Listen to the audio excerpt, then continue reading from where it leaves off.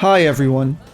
Way back in 2003, the Prince of Persia Sands of Time game was released, and it was a game that was almost impossible to ignore. I do have fond memories of this game, and the very unique feature this game had, which was the ability to rewind time. Being able to do this allows you to undo a mistake you made. In a game like this, which involves a lot of platforming, it's easy to accidentally jump in the wrong direction or drop off a ledge. Being able to simply rewind the clock and try again was, in my view, an amazing feature. During combat, if you take lots of damage in a short amount of time, being able to rewind time is also very useful, as you could go back to just before the moment you are attacked and try to prevent the attack by perhaps blocking or just simply moving out of the way. In the game, the prince also has a companion called Farah, Help me! who you have to protect. I found at times she would be defeated too easily, which was slightly frustrating, and so rewinding time was also useful for undoing any damage done to her as well.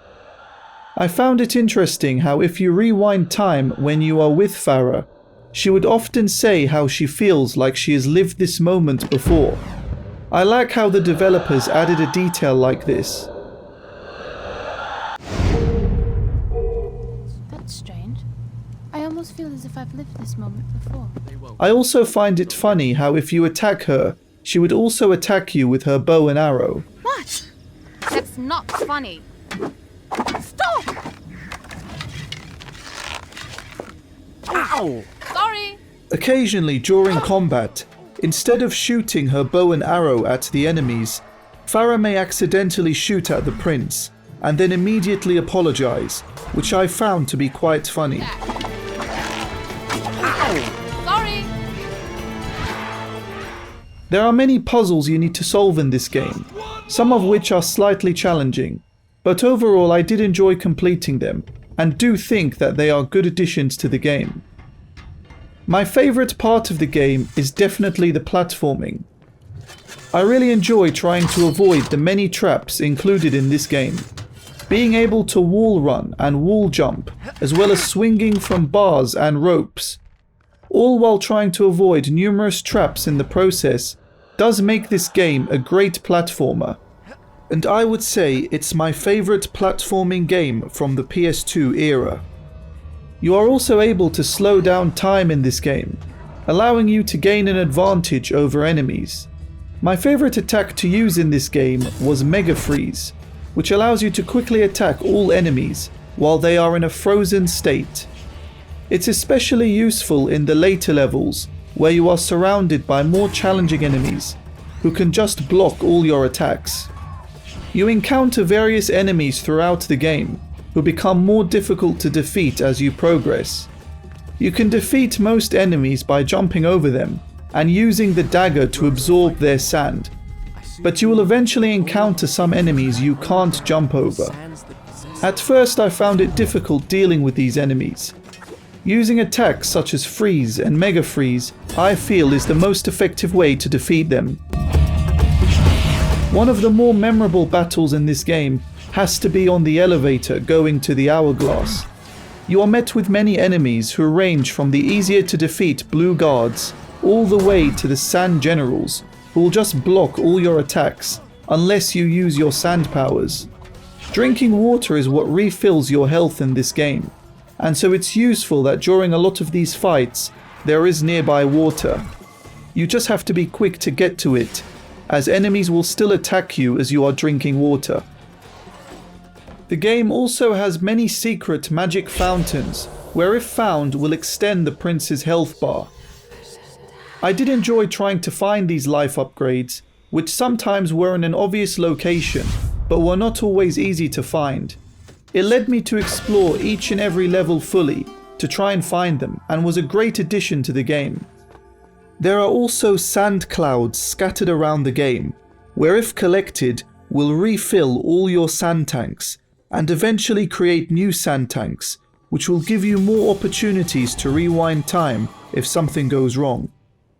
I did find it interesting how when you went to save the game, you would get a vision of what would happen next in the game.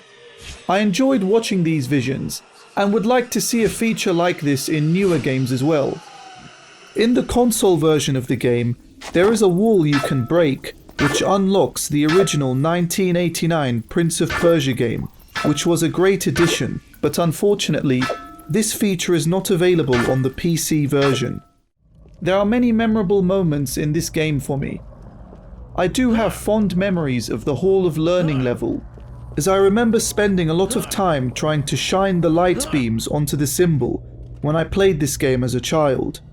The most memorable part of the game for me has to be the Hourglass level, where the prince and Farah get separated and the prince is trying to find her. As a child playing this game, I can never forget the prince constantly shouting, "Farah, where are you?" While I was very confused about how to find her and how to progress on this level, eventually I just gave up. It wasn't until a few years later, once I had internet access, that I was able to look up a YouTube tutorial on this level and finally pass it. When trying to find her, there are many doors which you can go through, most of which will lead you nowhere. But while you are trying to find the correct door, you will hear a water drop as you walk by the correct door. And so paying attention to which door makes the sound is the solution to this level. I just completely overlooked this when I first played the game. Farah? From now on, I trust no one but myself.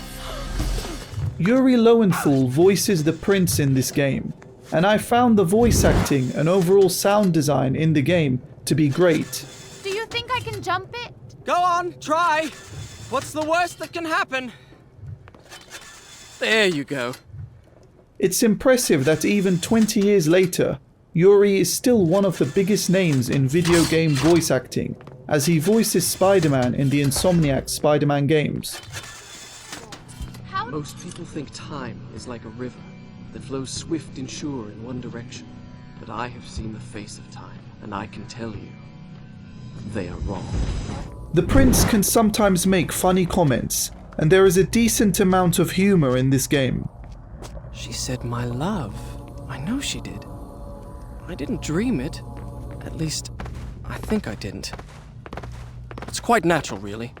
Her kingdom's conquered, she has nothing, no one to protect her. She needs me. I can see it in the way she looks at me. All I'd have to do is reach out and take her hand, and she'd be mine. Why am I talking to myself? I'm up here. I did enjoy the music in the game, and felt it definitely made the game more atmospheric. It is to date one of my favorite all-time game soundtracks.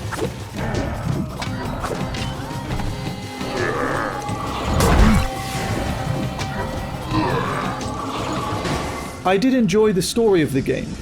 The story focuses on how the prince was tricked by the vizier to unleash the sands of time, which turned every living thing it came into contact with into monstrous sand creatures, including the prince's own father, who you have to defeat later in the game.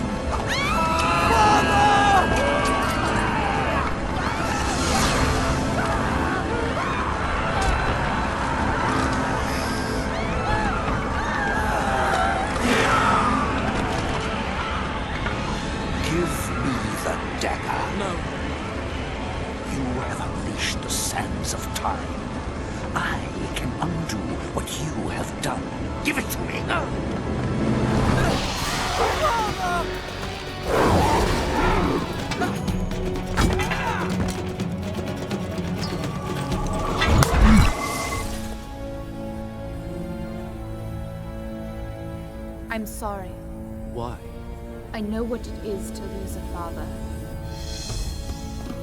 That was not my father. Winged sand creatures had transported the hourglass to the top of the Tower of Dawn, and the game essentially revolves around you trying to get to the top of the tower and finding the hourglass to undo the unleashing of the sands of time. Farah is one of the only people not to be transformed by the sands along with the prince, and they team up to get to the tower. After they get separated, Farah falls to her death, and the vizier demands the prince give him the dagger, which would give him immortality. The prince then stabs the dagger into the hourglass, which reverses everything back to before he unleashed the sands, including Farah and his father's death. Give me the dagger, and I will give you power. Eternal life will be yours. Live forever, and those I loved are dead and I to blame. I choose death.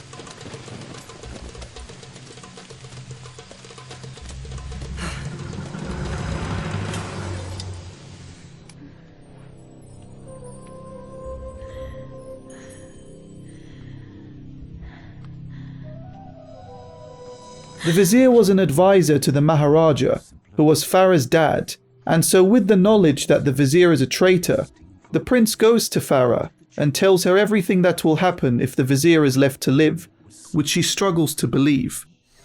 I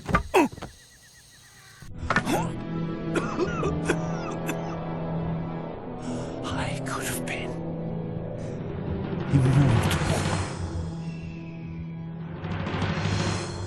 Farah then thanks the prince, and what happens next is probably the funniest moment in the game. He was a traitor. I owe you thanks. But why did you invent such a fantastic story? Do you think me a child, that I would believe such nonsense?